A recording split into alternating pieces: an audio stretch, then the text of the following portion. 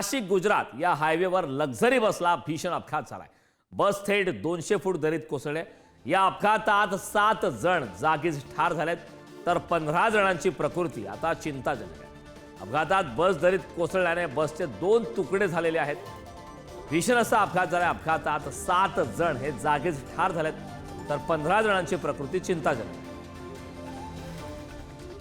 या संदर्भात ताजे अपडेट देण्यासाठी आपले प्रतिनिधी किरण ताजने आपल्या सोबत जोडलेत। किरण, बस थेट 200 फूट दरीत कोसळल्या, बसचे 2 तुकडे झालेत आणि यात 7 जण जागीच ठार झाल्याचं कळतंय। हा अपघात नेमका कसा झाला आणि इतर जे 15 जणांची प्रकृती चिंताजनक असल्याचं कळतंय, त्यांच्या प्रकृतीबद्दलची सध्याची काय अपडेट आहे?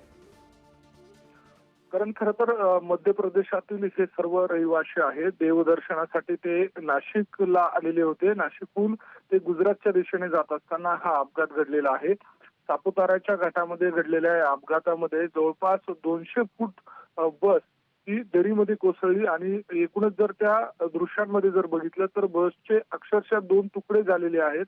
इतका हा भीषण अपघात होता आणि या अपघातामध्ये 7 प्रवासी जागीच ठार झालेले आहेत, तर 15हून अधिक जे प्रवासी आहेत त्यांची प्रकृती चिंताजनक आहे। इतरही अनेक प्रवासी जे आहेत ते किरकोळ जखमी आहेत।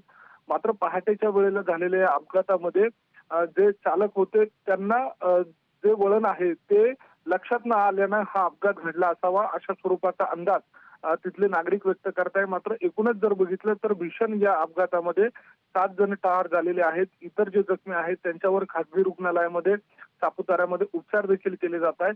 सापुताऱ्यामध्ये हे त्या ठिकाणीहून पुढे गुजरातच्या दिशेने देवदर्शनासाठी जात असताना हा अपघात घडलाय। त्यामुळे या अपघाताच्या दरम्यान मोठा खोळंबा देखील या घाट परिसरामध्ये झालेला होता। आता मात्र वाहतूक सुरळीत आहे।